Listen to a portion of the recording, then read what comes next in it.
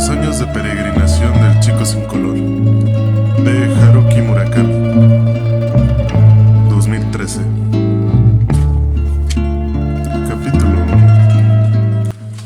Desde el mes de julio del segundo curso de carrera hasta enero del año siguiente, Tsukuro Tasaki vivió pensando en morir. Entretanto, cumplió 20 años, pero esa muesca en el tiempo no significó nada para él. Durante esos meses, la idea de acabar con su vida le parecía de lo más natural y legítima. Todavía ahora, mucho tiempo después, ignoraba la razón por la que no había dado ese último paso, a pesar de que, en aquel entonces, franquear el umbral que separaba la vida de la muerte le habría resultado más fácil que tragarse un huevo crudo. Si Tsukuro no llegó a consumar el suicidio, fue quizá porque su fijación con la muerte era tan pura e intensa que el modo en que podría suicidarse no se asociaba en su mente a una imagen concreta. En su caso, la concreción era más bien un aspecto secundario. De haber tenido a su alcance una puerta que condujese a la muerte, la habría abierto sin titubear, sin pensárselo dos veces, como una prolongación de su día a día, por así decirlo. Por fortuna o por desgracia, no encontró a mano esa puerta. Ahora, Tsukuro Tasaki se decía a menudo que tal vez hubiera sido mejor haber muerto entonces. Así este mundo habría dejado de existir. La idea le seducía. Este mundo no existiría y lo que él tenía por realidad ya no sería real. Del mismo modo que para este mundo él ya no existiría, el mundo tampoco existiría para él. Y sin embargo, al mismo tiempo, no comprendía por qué en aquella época había estado tan cerca de la muerte. Y aunque hubiera habido una razón concreta, ¿cómo era posible que ese anhelo por morir hubiese adquirido tanta fuerza como para adueñarse de él y engullirlo? Engullirlo, sí, esa era la palabra. Al igual que el personaje bíblico que sobrevivió en el vientre de una ballena gigante, Tsukuro cayó en las entrañas de la muerte y pasó aquellos días interminables en una oscura y turbia cavidad. Durante meses, vivió como un sonámbulo, como un cadáver que todavía no se ha percatado de que está muerto. Cuando el sol se levantaba, abría los ojos, se cepillaba los dientes, se vestía con lo primero que encontraba, subía al tren, iba a la universidad y tomaba apuntes en clase. Simplemente se movía en función del horario que tuviera que cumplir, como quien se agarra a una farola antes de la acometida de un vendaval.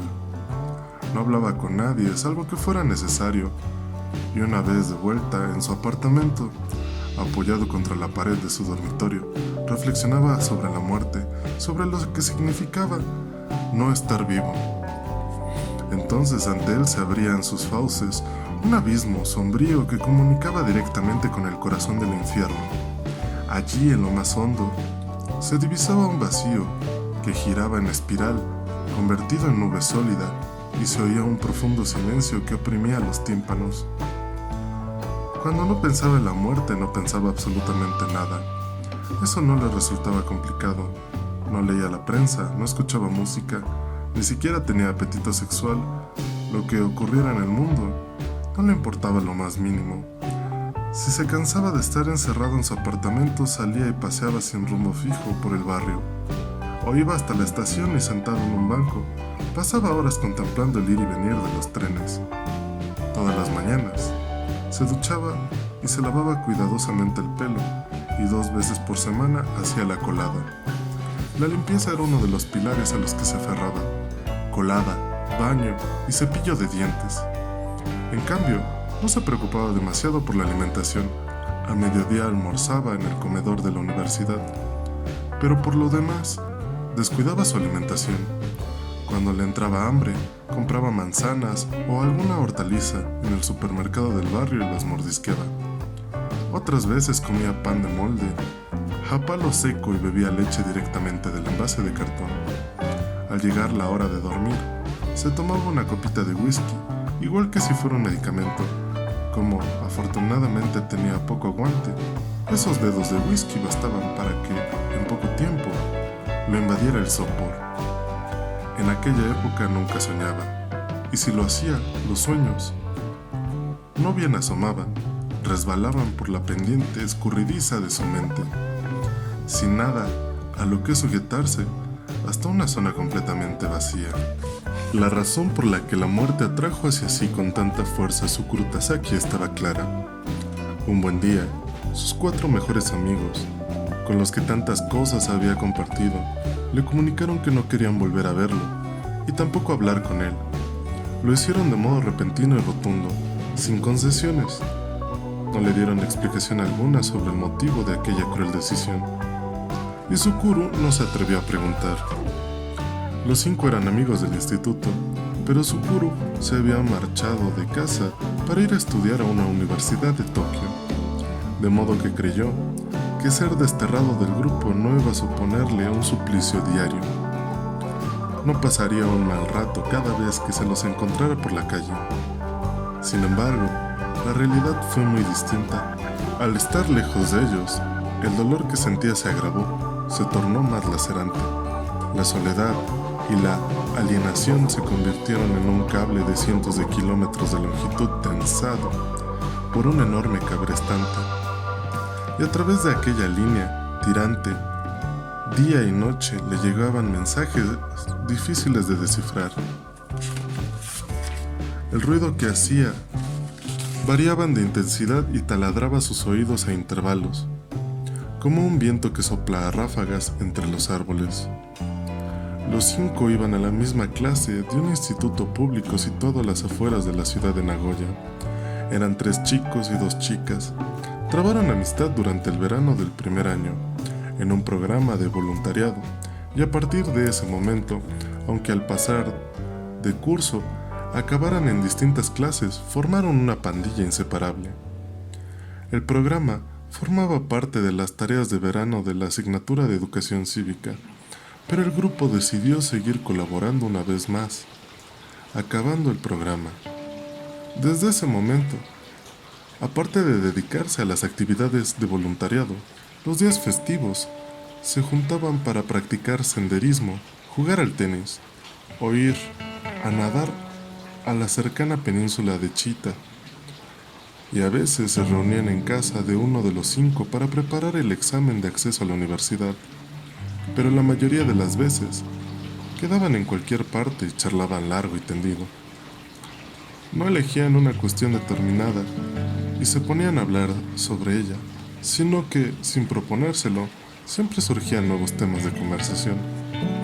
Los 5 coincidieron por casualidad en esas actividades de voluntariado. Una de las opciones consistía en dar clases de refuerzo a los niños de primaria que no eran capaces de seguirle el ritmo a las clases. Muchos de ellos eran absentistas. De un aula de 35 alumnos, ellos 5 fueron los únicos que eligieron ese programa, que se desarrollaba en un centro educativo católico.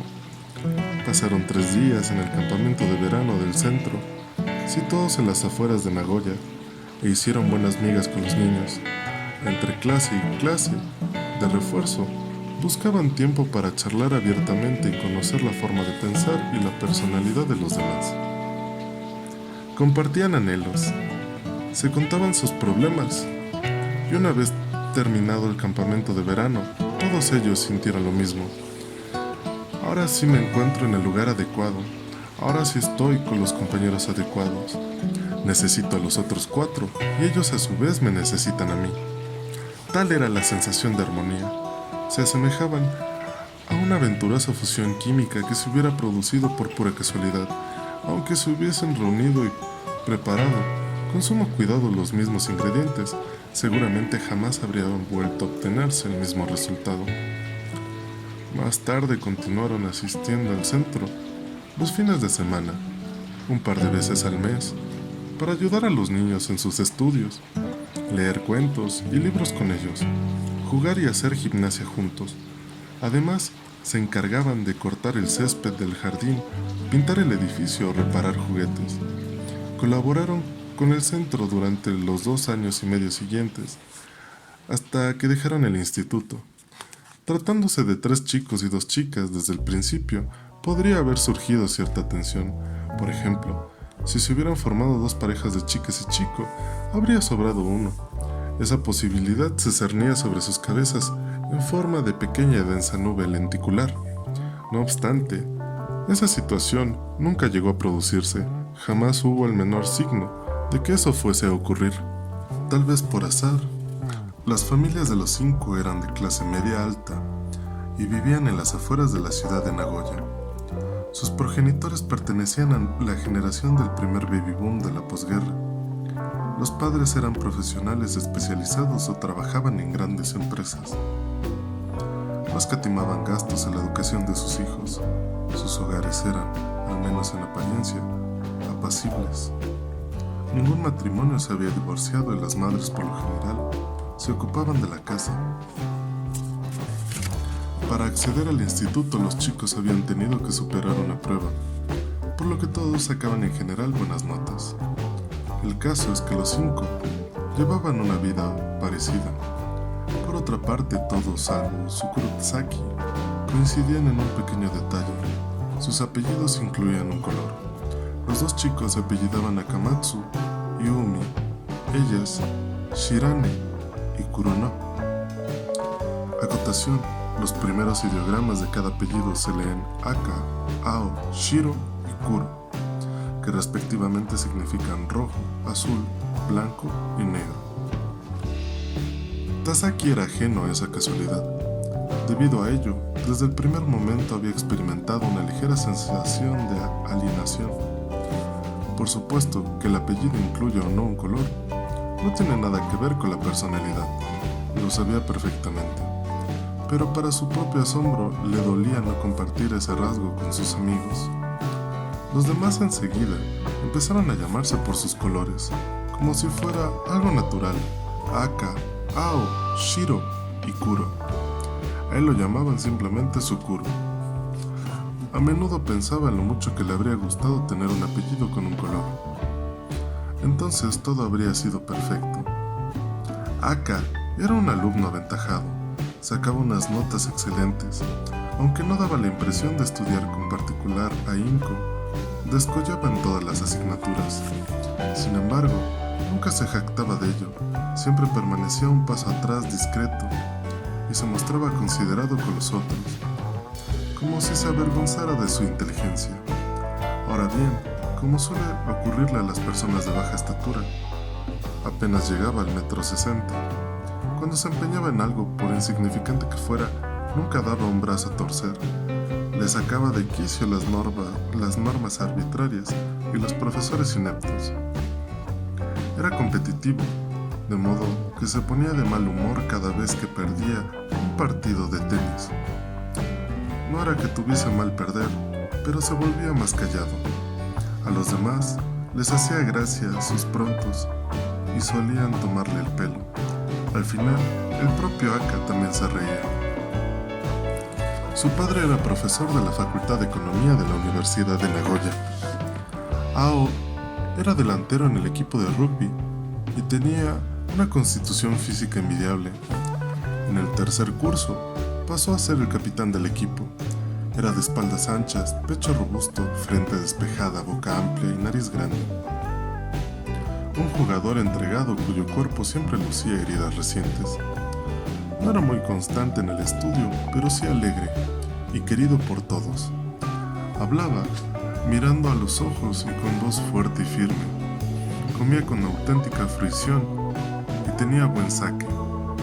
Rara vez hablaba mal de alguien y nunca olvidaba una cara o un nombre. Escuchaba a los demás y se le daba bien aglutinar a la gente. Tsukuro aún lo recordaba formando un círculo con sus compañeros de equipo antes de cada partido de rugby y soltando una arenga. Ahora vamos a ganar, ¿de acuerdo? Lo único que nos importa es cómo lo vamos a hacer.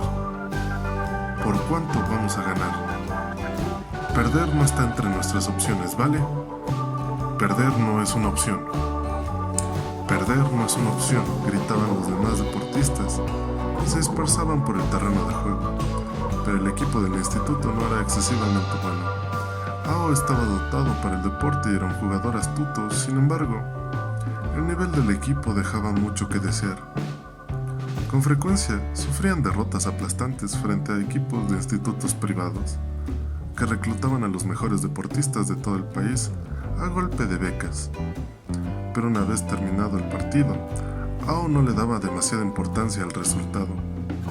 Lo importante es la voluntad de ganar, solía decir. En la vida no se puede ganar siempre, unas veces se gana y otras se pierde. Y a veces, el partido se aplaza por el mal tiempo. Terció en cierta ocasión Kuro, que era muy irónica. Ao meneó entonces la cabeza con aire triste. Confundas el rugby con el béisbol o el tenis. Los partidos de rugby nunca se aplazan por el mal tiempo. Ah, ¿jugáis aunque llueva?, se sorprendió Shiro. Apenas sabía nada sobre el deporte y tampoco le interesaban especialmente. Así es, contestó Aka.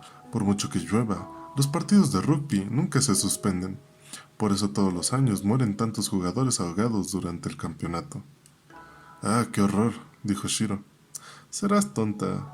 ¿No ves que lo dice en broma?, comentó Kuro atónita. Volviendo a tema, dijo Ao, lo que quiero decir es que saber perder forma parte del espíritu deportivo. Y por eso te entrenas cada día, dijo Kuro. Shiro, cuyas delicadas facciones recordaban a las de las antiguas muñecas japonesas, era alta y esbelta, con unas proporciones propias de una modelo. Su cabello largo y hermoso era de un brillante negro azabache. La gente con la que se cruzaba no podía evitar volver la cabeza a su paso para mirarla, pero daba la impresión de que Shiro se sentía un tanto superada por su propia belleza. Era muy seria y no le gustaba llamar la atención. Tocaba el piano, con mucha destreza, pero nunca exhibía su talento delante de desconocidos. Cuando, armada de paciencia, enseñaba a los niños a tocar el piano, en el centro educativo en el que ayudábamos los 5, se la veía sumamente feliz. Sukuro jamás había visto un rostro tan radiante como el de Shiro. Ella decía que algunos de los niños no estaban hechos para estudiar, pero en cambio poseía un talento innato para la música, y era una pena desaprovecharlo. En el centro escolar solo había un piano vertical que era casi un antiguo hilla.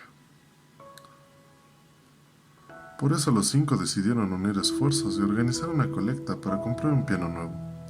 Durante las vacaciones de verano, se pusieron manos a la obra.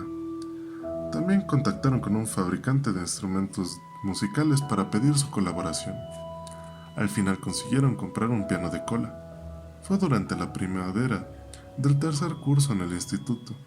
Aquel trabajo desinteresado y tenaz les granjeó el reconocimiento de todo el mundo, e incluso aparecieron en la prensa.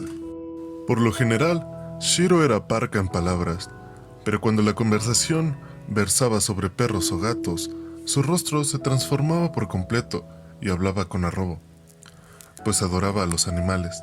Decía que su sueño era ser veterinaria, aunque Sukuro no se la imaginaba rajándole el vientre a un perro labrador con un escalpelo bien afilado, ni introduciendo la mano en el recto de un caballo. Si se matriculaba en una escuela especializada, tendría que pasar por tal clase de prácticas. Su padre dirigía una clínica de obstetricia y ginecología en Nagoya.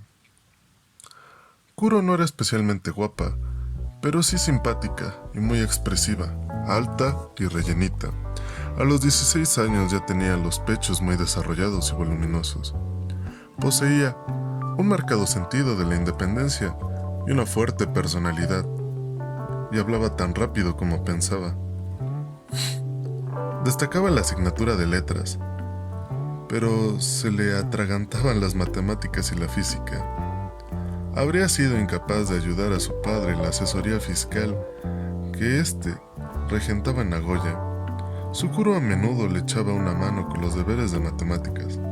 Kuro podía ser muy sarcástica, pero también tenía un peculiar sentido del humor. y hablar con ella resultaba divertido y estimulante. Era una lectora empedernida, siempre llevaba un libro en la mano. Shiro y Kuro iban a la misma clase desde primaria, así que se conocían bien antes de que se formara la pandilla. Verlas juntas era todo un espectáculo. El bellezón tímido, dotado de gran talento artístico, y la humorista sarcástica y perspicaz, un dúo irrepetible y fascinante.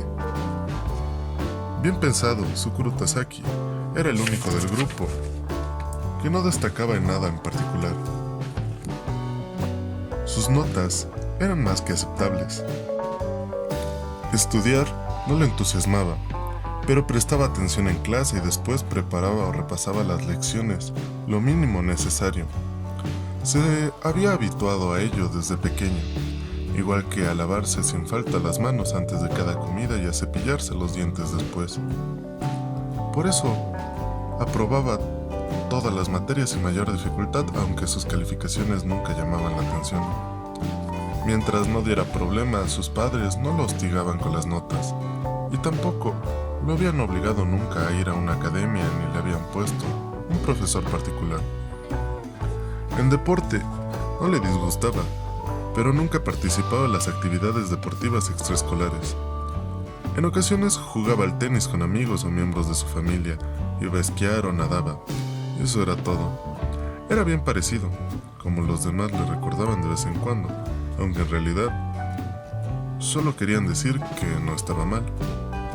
Cuando se miraba en el espejo, sentía a menudo un hastío irreprimible. Ni le interesaban demasiado las artes, ni tenía ninguna afición o habilidad especial. Más bien era un chico taciturno, reservado, que enseguida se sonrojaba y se sentía incómodo delante de las personas que acababa de conocer.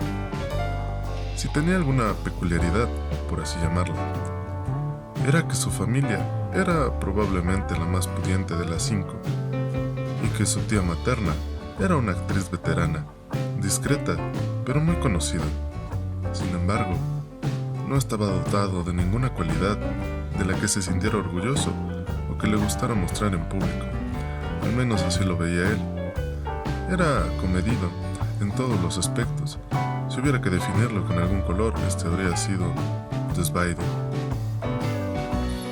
Tal vez podría considerarse una afición el hecho de que le encantaran las estaciones de tren. No sabía por qué, pero desde que tenía uso de razón siempre le había fascinado. Ya se tratara de enormes estaciones del tren bala, de pequeñas estaciones rurales de una sola vía, o de estaciones para carga y descarga de mercancía, no importaba. Todo lo que tuviera que ver con estaciones le apasionaba.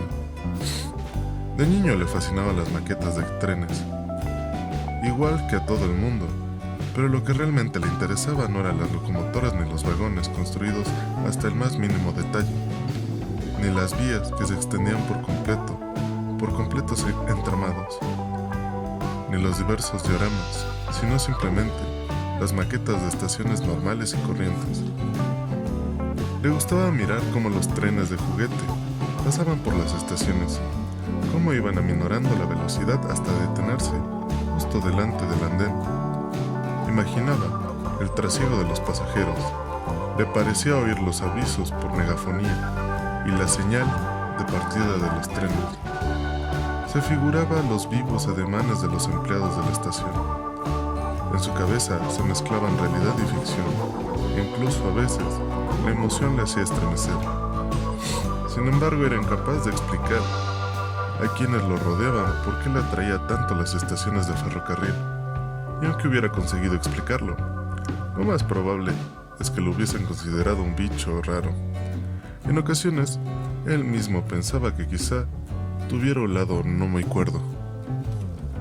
Pese a carecer de una personalidad o unos rasgos remarcables, y de tender siempre a la mesura, tenía, o parecía tener, algo que lo distinguía de quienes lo rodeaban, algo que no era del todo común. Esta visión contradictoria de su persona le había confundido y desconcertado en más de una ocasión, desde pequeño hasta la actualidad, unas veces ligeramente, otras de manera bastante profunda. A veces Sukuru se preguntaba por qué sus amigos lo habían aceptado en el grupo. ¿De veras me necesitan? ¿No se lo pasarían mejor sin mí? ¿Acaso todavía no se han dado cuenta? Quizás sea cuestión de tiempo, se decía. Pero cuantas más vueltas le daba, más confuso se sentía. Tratar de averiguar su propia valía se asemejaba a calibrar una sustancia, sin disponer de una unidad de medida. La aguja se disparaba, debido a que no había un punto fijo en el que detenerse. Pero a los demás miembros del grupo no parecía importarles. Tal como Sukuru lo veía, cuando se reunían para hacer algo juntos, todos se la pasaban en grande. Y para eso, tenían que estar los 5, ni uno más ni uno menos. De igual modo que un pentágono regular está formado por 5 lados de la misma longitud. Su rostro, así se lo transmitía. Por supuesto, Sukuru se sentía feliz y orgulloso de saber que era pieza indispensable de este pentágono. Adoraba a los otros 4 y amaba esa sensación de unidad, más que nada en el mundo. Igual que un árbol joven absorbe los nutrientes del suelo, Sukuru tomaba del grupo el sustento que la adolescencia requiere y lo transformaba en el valioso alimento que le permitía crecer.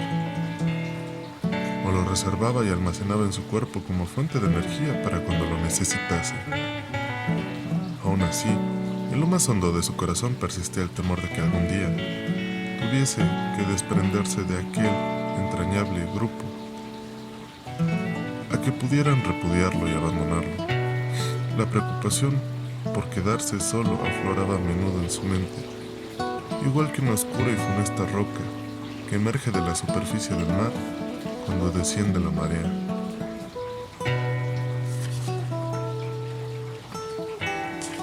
Así que desde pequeño ya te gustaban las estaciones de tren, dijo Sara Kimoto con asombro.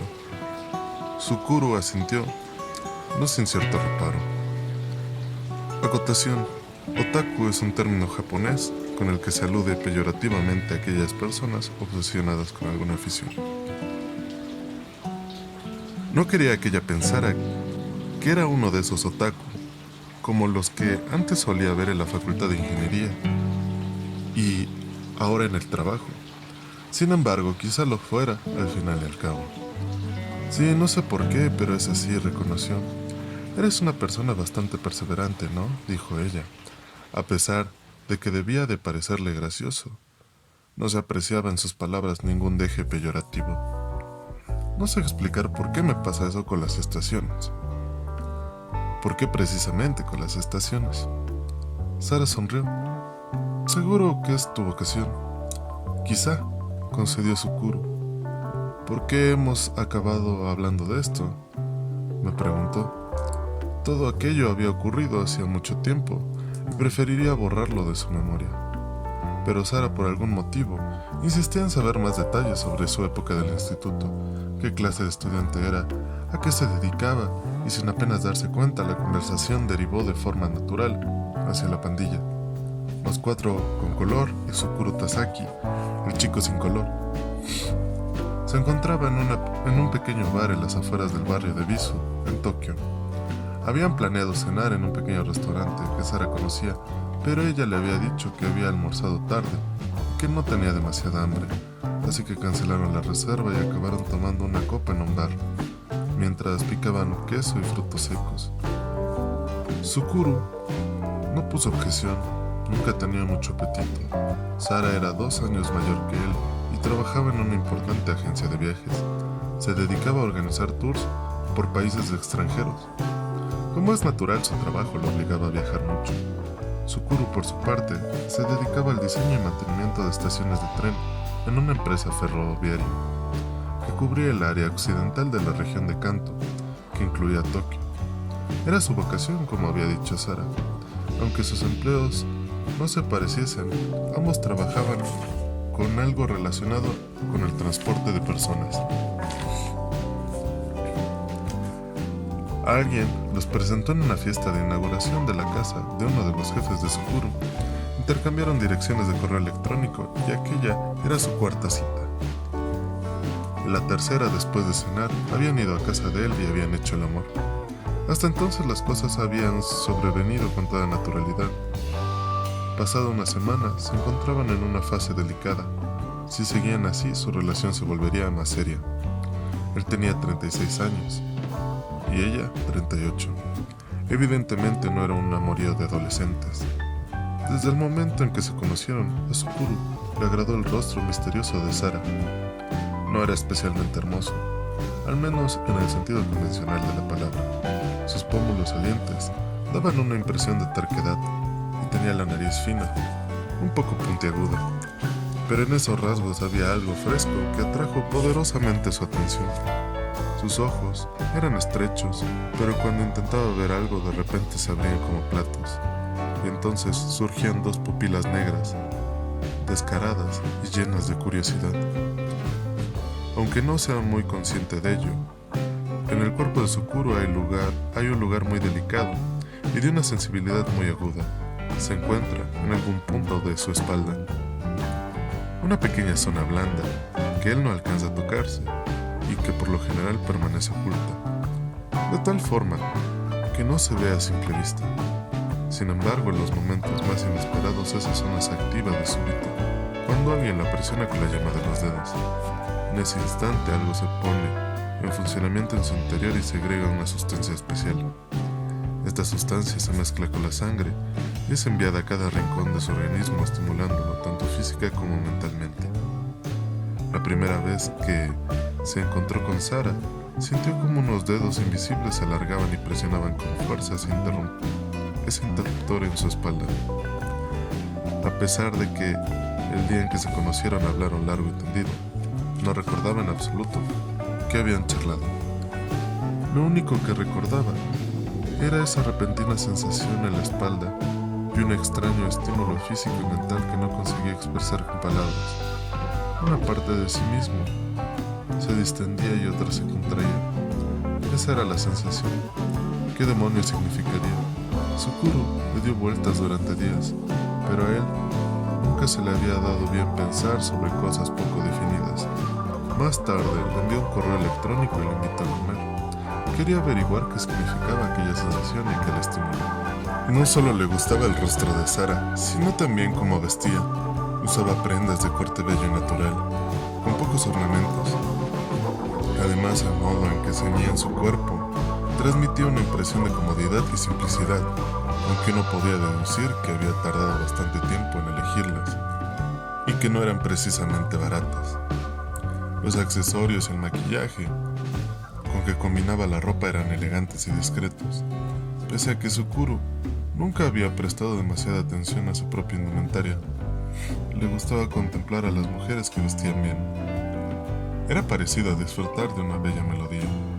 Cuando era pequeño, sus dos hermanas, a las que les encantaba la ropa, solían cogerlo por banda antes de sus citas para pedirle su opinión sobre cómo iban vestidas. Y quién sabe por qué, se ponían muy serias.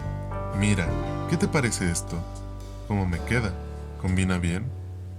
Y cada vez él les daba su más sincera opinión masculina. En la mayoría de las ocasiones sus hermanas tenían en cuenta su parecer y él se alegraba por ello. Para él llegó a convertirse en un hábito. Mientras bebía de su copa a sorbos en silencio, Sukuru fantaseó con la idea de despojar a Sara de su vestido, desabrocharle los corchetes, bajarle suavemente la cremallera. Había hecho el amor con ella una sola vez, pero había sido muy placentero y satisfactorio.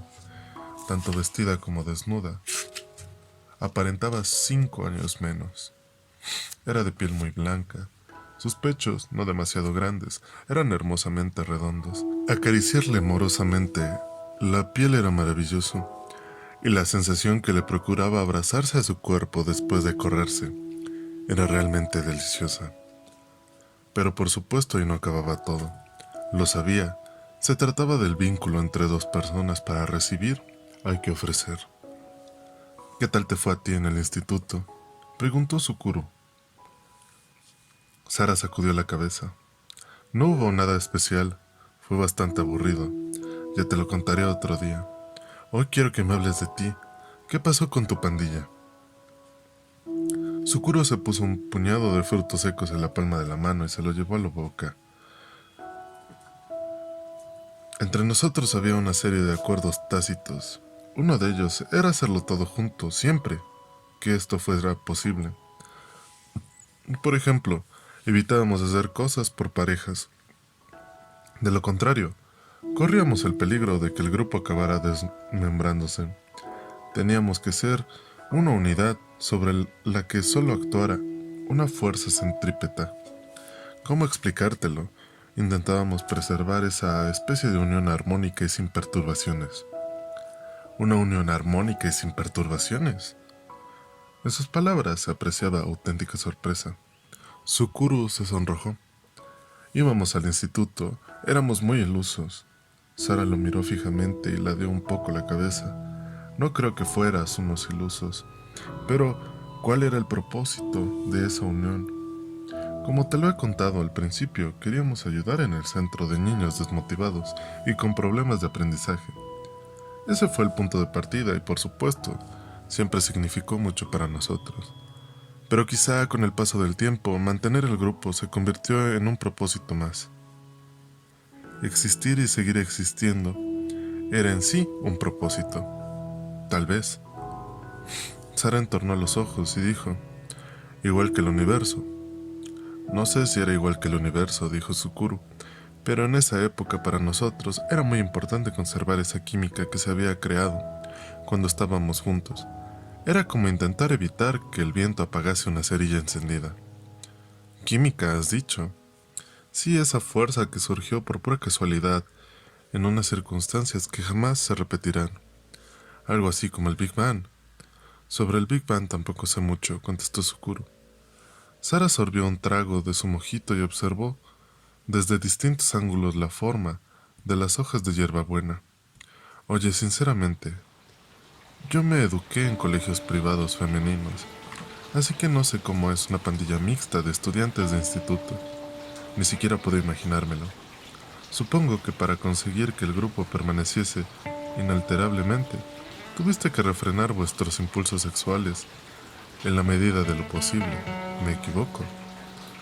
Yo no diría que nos refrenáramos, pero sí, tuvimos que hacer un esfuerzo para no tener relaciones entre nosotros. ¿Pero no tocabas el tema? ¿O no? Dijo Sara. Sukuro le dio la razón. No lo verbalizamos. No teníamos códigos explícitos ni nada parecido. ¿Y qué ocurría contigo? Pasando tanto tiempo juntos, ¿nunca te sentiste atraído por Shiro o por Kuro? Por lo que cuentas, las dos debían de tener bastante encanto. Es verdad, cada una a su manera. Te mentiría si te dijera que no me atraían. Pero trataba de pensar en ellas lo menos posible. ¿Lo menos posible? Lo menos posible, repitió Sukuro, y sintió cómo volvía a encenderse de las mejillas. Cuando por algún motivo tenía que pensar en ellas, intentaba pensar en las dos como un solo ser, como una sola. Sukuro buscó las palabras adecuadas. ¿Cómo explicarlo? No es fácil. Pensaba en ellas como un solo ser imaginario, un ente abstracto, sin cuerpo definido. Ah, pronunció Sara sorprendida. Luego pareció meditarlo un momento. Estuvo a punto de decir algo, pero se lo pensó mejor y permaneció callada. Por fin habló. Al acabar el instituto, entraste a una universidad de Tokio y te alejaste de Nagoya, ¿no? Sí, dijo Sukuro. Desde entonces he vivido en Tokio. ¿Y qué ocurrió con los otros 4? Se matricularon en universidades locales. Aka entró a la Facultad de Económicas de la Universidad de Nagoya, donde enseñaba su padre. Kuro se matriculó en la Universidad Femenina Privada, con un prestigioso departamento de filología inglesa. Ao, al que se le daba bien jugar el rugby, entró gracias a una recomendación en la Facultad de Comercio, una famosa universidad privada. Shiro, al final, dejándose convencer por su entorno, abandonó la idea de convertirse en veterinaria y quiso estudiar piano en un conservatorio. Todos los centros estaban lo suficientemente cerca para no tener que mudarse. Yo fui el único que se marchó a Tokio. a la Universidad Tecnológica. ¿Por qué te dio por venir a Tokio? Muy sencillo, porque en esa universidad había conocido a un reconocido profesor que era la máxima autoridad en construcción de estaciones. Las estaciones tienen unas características muy específicas, distintas de las de cualquier otro edificio, así que no basta con estudiar arquitectura o ingeniería civil en una universidad tecnológica normal y corriente. Se necesita una formación especializada muy concreta. Los objetivos concretos simplifican la vida, sentenció Sara. Sukuru se mostró de acuerdo y ella volvió a hablar. A lo mejor los otros 4 se quedaron en Nagoya porque no querían que esa unión armónica, como tú la llamas, se disolviera. En el tercer y último curso del instituto, hablamos mucho sobre el camino que cada uno tomaría. Los otros 4 dijeron que tenían la intención de quedarse en Nagoya e ir a universidades de la zona. Aunque no lo expresaron en voz alta, estaba claro que si se quedaban era para que el grupo no se deshiciera. Aka, por sus notas, siguió explicando Sukuru, podría haber entrado fácilmente a la Universidad de Tokio, y de hecho, sus padres y profesores lo animaron a ello. Ao, dadas sus cualidades para el deporte, podría haber entrado en cualquiera de las universidades más prestigiosas del país. El carácter de Kuro la predisponía a una vida libre en una ciudad más refinada y con mayores estímulos intelectuales, así que lo lógico hubiera sido que se matriculara en la universidad privada en Tokio. Nagoya, por supuesto, también es una gran ciudad, pero en lo que respecta a su vida cultural, hay que admitir que, comparada con Tokio, parecía una capital de provincia. Sin embargo, los 4 optaron por quedarse en Nagoya.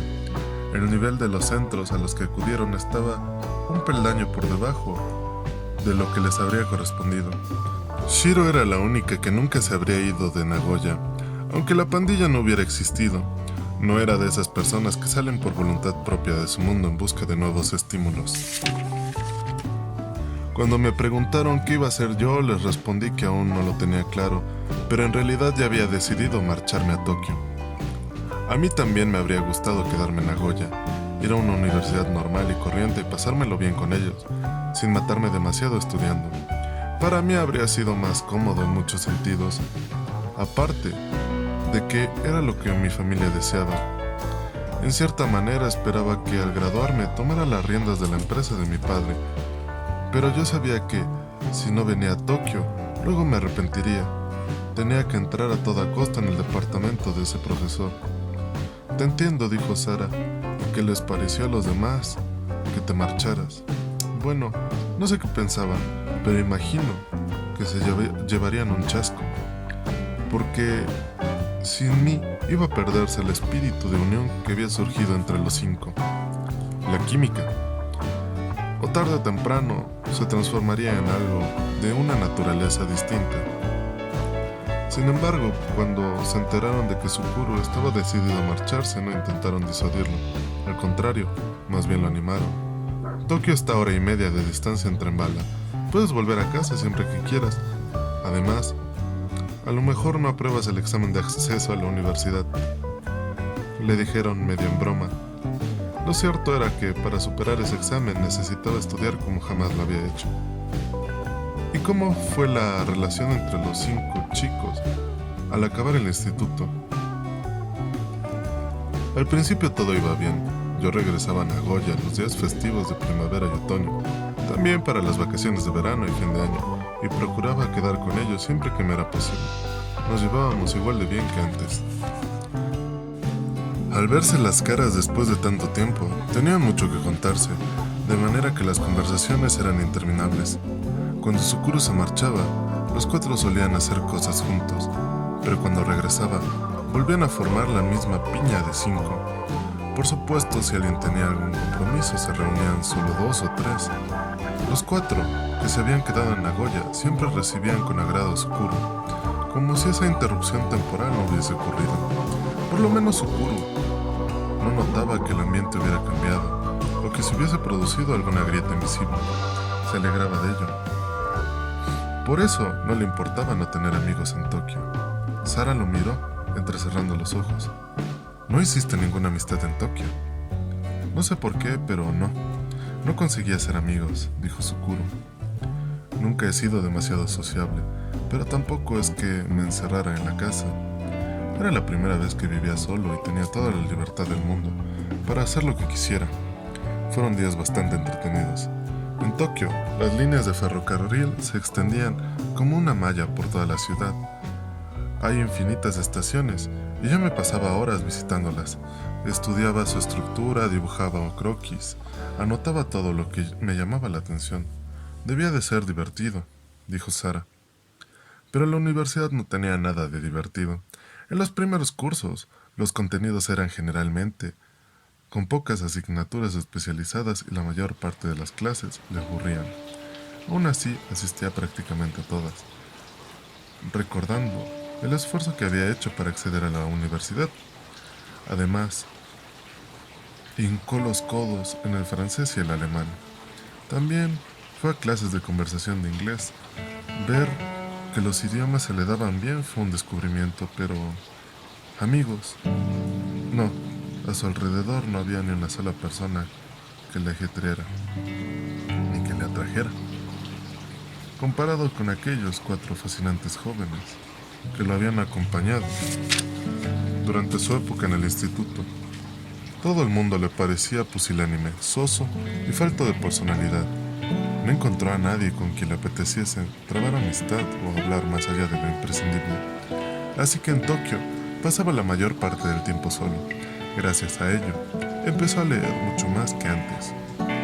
¿No te deprimías?, preguntó Sara. Sabía que estaba solo, pero no me deprimía. Es más, me parecía que era lo natural. Aunque era joven y no sabía demasiado de cómo funcionaba el mundo. Además, en varios aspectos, Tokio era muy distinto del entorno donde había nacido y crecido. Las diferencias eran mayores de lo que había previsto. La envergadura de Tokio la volvía inabarcable. Lo que ofrecía le parecía de una diversidad apabullante. Las opciones eran tantas, la gente hablaba de cosas tan extrañas y el tiempo transcurría tan rápido que le resultaba difícil mantener el equilibrio entre sí mismo y el mundo que lo rodeaba. Y lo que es más importante, en aquella época, todavía tenía un lugar al que regresar. Le bastaba con tomar el tren bala a Tokio, para, 1 hora y media después, plantarse en ese lugar armónico y sin perturbaciones. Un lugar donde el tiempo fluía lentamente, y lo esperaban amigos en quienes siempre podía confiar. Y ahora, eres capaz de conservar el equilibrio con lo que te rodea. Llevo 14 años trabajando en la misma empresa. No tengo ninguna queja al respecto y francamente me gusta lo que hago. Y me llevo bien con mis compañeros.